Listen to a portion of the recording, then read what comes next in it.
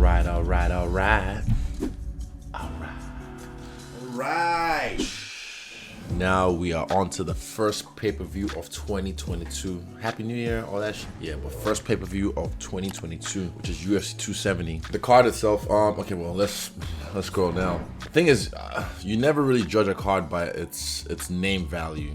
You can. What's a good example? I think UFC 189. An example of a card that had a lot of name value and then lived up to expectation. But also you get cards that don't have any, like you said, a bunch of fight nights that don't have any like big name value, but then the level of competition, the level, even the contender series. So you never really judge a card by that. So still, all right. This one, Brendon Moreno versus Deiveson Figueiredo. They fought twice already, so it's gonna be the trilogy. The first fight was in the Apex, and that was just a barn burner. That was back and forth. That was a crazy fight. That was back and forth. I see, when I watch fights like that, I don't even watch fights like that to score like who won. I don't know. I don't give a fuck. I'm just a fan. I'm just like, just bleed. So yeah, the first fight was a majority draw because Figueiredo landed a low blow and cost him a point. But from memory, right now, in the first fight, I think I had him up just a little bit because he was just more dominant. I felt like he was stronger, more present than Brendon. Also because it was in the Apex. What I remember was the sound, like just the sound. You know, even that flyweight, you hear bones clashing. There's something just like guttural about that, something primal. I'm salivating thinking about it. Yeah, and then the second fight. Wow, Brendon really showed up. That was in the co-main event at UFC 263. Actually, I just realized I haven't watched the fight yet because I was preparing for my fight. But I remember watching it backstage on and off as I got ready for my fight. I just remember seeing Brendon, I guess, own him. Yeah. Fucking rear naked choke. And when it was happening, because so for me personally, when it gets to that point in my fight, even if my teammates co-main event, when it gets to that point, close to my fight, I don't show any emotion, so I don't celebrate, I don't get down. I'm just like, it is what it is. That's it. So when I saw him submit him, I was like, oh shit, he submitted him. Oh wow, cool. All right, I'm up next. I'm just focused on my game. You were in Phoenix. Yeah, I was in Phoenix. Yeah. Did you come to did you come to the house with the pig? Oh yeah, the pig. That was crazy. That whole club was crazy. That was all big fun up to his prime. Decepticon Central. Bro, Rona came earlier that one, man.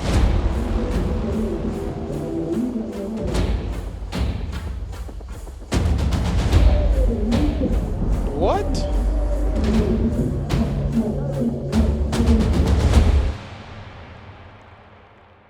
Well, yeah, so now I guess Brendon's one up them. He's a champion. Beautiful story. Beautiful story. You've seen that? You guys have seen that meme where he goes, I don't know when I'm gonna be champ. Might not be today, might not be tomorrow, but I gotta be champ one day, trust me. You've seen that meme when he's crying and just holding the belt, like, moments like that. Mwah, mwah. I've experienced mine one. So I understand what that means for him because, you know, it's only a select few of us on this planet who understands that feeling. That's fucking special. That was a beautiful moment for him, for his crew, for his family. And I saw him backstage as well. Gave him his props just because he's, unlike me, he's a great ambassador for the sport. I feel like he's a great, I hate this word, role model because it's two fake things. Even Tupac said it best. Role, you're playing a role. Model, you're modeling your behavior. I hate that. Fuck role model. He's just a great dude. He's just a great dude. I like Brendon Moreno. Even before the fight, I remember linking up with him in the foyer. We talked about Funko Pop dolls and all this shit. Yeah, I just like the dude. He's a great dude. Fuck being a role model. He's just a great dude. So in the third fight now, I love a good trilogy. I guess both guys have something to prove. Even Brendon, he wants to prove that it wasn't just a fluke or whatever. He wants to prove that he is a champion, and Deiveson will try and reclaim that. Brendon is boxing. Fucking Mexican, you know. They got them hands. He's got really good boxing. Obviously, flyweights, they got the speed. This is the thing with flyweight fights, man. You have to dive deep because at this level, at the flyweight level, the margin for error is like literally, see that? Just the little things. That's what it is. Like even in the scrambles, you put your foot in the wrong way. You grab the wrong limb, and then you're out. That's it, you've lost that battle. But what I feel like in this fight is gonna happen is Deiveson's gonna do what he did best in the first fight and try and march him down. But again, that's where Brendon's footwork should come into play. But I feel like Deiveson's just gonna march him down and try and overwhelm him. I think he's gonna be smarter, maybe with his weight cut this time. If he's smart, he would do that and not deplete himself. Have you seen a photo of him? Figueiredo is super laden. Really? Already? Just have a look on Instagram so we can get your reaction on film. That's cool. Damn. Okay, yeah, he's lean. Holy shit. Yeah, he's ripped. This is what he normally looks like when he cuts weight, like when he's on the scale. Wow. Okay, well, guess he's a smart man then. Of course, it's gonna help him with his cardio, because in that last fight from the second round, I believe, it looked like he started to like just deplete or just like lose his bars of endurance. And I was like, huh, interesting. And in the first fight, you saw he was able to push the pace. I like Figueiredo's God of War thing, because he fucking takes everything personally. Man, the guy is like a little mini Kratos, and his squeeze as well. Like his fights with Benavidez, his fights where just his pressure, that's the thing, his pressure and his presence. He makes his presence known. He takes the center of the octagon and he just lets his presence be known. That's what I like about him. And his style. There's gonna be another fucking fight of the year candidate, and already, fucking hell, early on in the year, it's gonna be another fight of the year candidate. It's gonna be another barn burner, another instant classic. Dun dun dun. It's just crazy because that one's gonna be a fucking. And then you have this right after it. Francis Ngannou, one of the three kings, versus Ciryl Gane. This is gonna be either 5 rounds of back and forth annihilation, or it's gonna be a quick fight in the first 2 rounds. That's how I feel this fight's gonna go. When it comes to Ciryl, when I first saw him, I think I saw him heel hook this guy, smoke the guy bell to bell, and I think in the 3rd round he just decides, I'm gonna drop down for a heel hook, and heel hooked him. I was like, oh shit, I thought he was a striker. They just heel hooked this dude. I've seen him fight since, and wow, cerebral Ciryl is what I would call him. Cerebral, because he's just that. He's a cerebral fighter. He's a guy that just comes in and knows his way around the octagon, knows his way around himself, knows where he is at all time in relation to his opponent. His footwork, that's one of his greatest weapons. I should know this because I use the same thing as well. He knows how to enter well. He picks his entries nicely and his exits nicely so he can't get caught. But yeah, he's a very well-rounded heavyweight. His shot selection as well, and his surprises people. Now, I don't know if he can surprise Francis because they've trained together. Even though it might not have been for long, I know there's some drama there because Bongami's coach is Francis's old coach. A guy like Ciryl will have learned some new tricks that he can use to surprise Francis. Yeah. He's one of the most impressive fighters I've seen emerge in a long time, out of nowhere. So he's one of those guys, he just knows he has it. Like, if you know, you know. When you know, you know. Francis is one of those guys as well. Now, Francis, he's had his run in the UFC for a while now, ups and downs. In his last fight, he came up against the guy who beat him, and he stopped him, I believe, in the 2nd round. And when he did that because he was calm, Francis. He took his time. He was cautious, but at the same time, he was aggressive. It wasn't overly aggressive. I credit that to his team and also to having Kamaru in his corner, because Kamaru was reminding him to stay calm. That championship medal, you know, stay calm. Yeah, patient Francis is a dangerous Francis. This is a dangerous man. I love the fact that he knows that now. He knows. Look, Ciryl's got the technical ability, I feel, technical advantage over Francis from what I've seen so far in their previous fights. But Francis has got that equalizer. He's got that nuke in all limbs.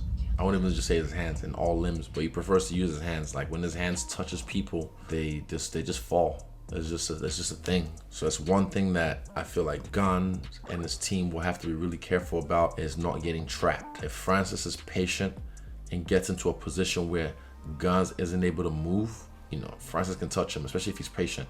Because you can only dodge for so long. You can't dodge forever. Even I know this, and I like to slip and, you know, and dodge punches and stuff. It's a probability thing. It's not if, it's when you get caught. So you have to minimize that with other ways. So yeah, Francis just has to be patient.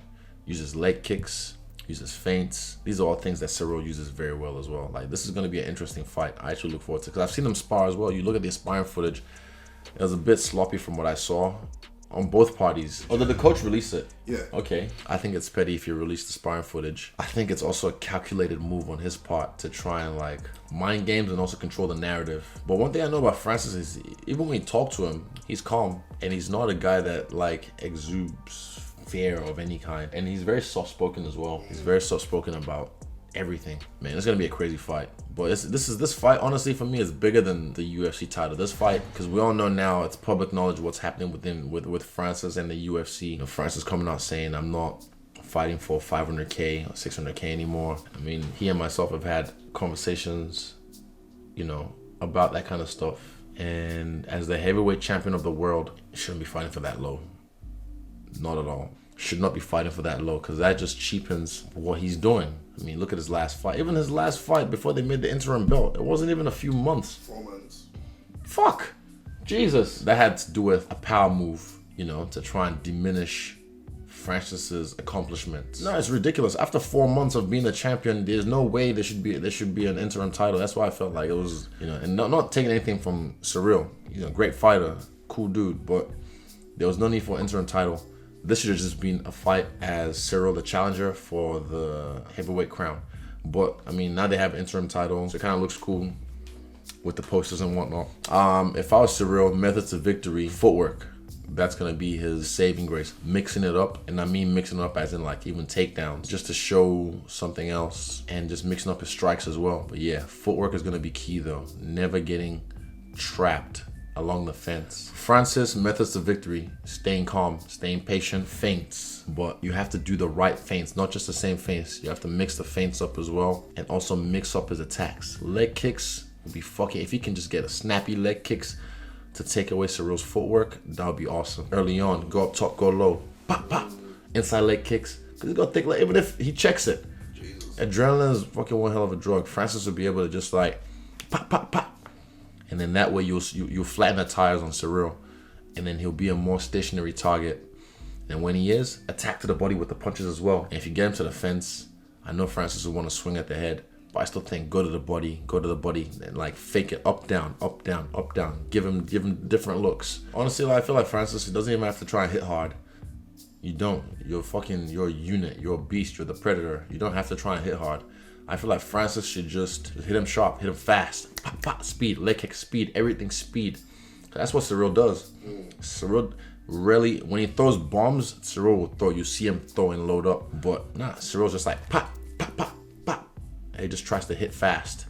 And I feel like Francis can do the same thing. He doesn't have to try and hit hard, because even if he hits someone fast, they're gonna sleep. My prediction is Francis by knockout in the, I'll say second round. I'll be lying if I told you it was an easy fight or it was an easy task, because like I said, Ciryl Gane is no fucking joke, and I feel like he's the biggest threat to Francis's heavyweight crown. No one else comes even close. So yeah. This mampada, this guy, as requested, has made his own YouTube channel. What's the name? David Adesanya. Oh, David Adesanya. Who's Adesanya? David Adesanya. He started his own YouTube channel. He's gonna be posting his own content on there. He's gonna be posting shit that he likes to post about gaming, about fights, about his lifestyle, whatever he does, scratching his balls, food he eats. Do some mukbangs. I want to do snoring ASMR. Actually, that would? Yeah. Yeah, I actually should do that. Sex tapes?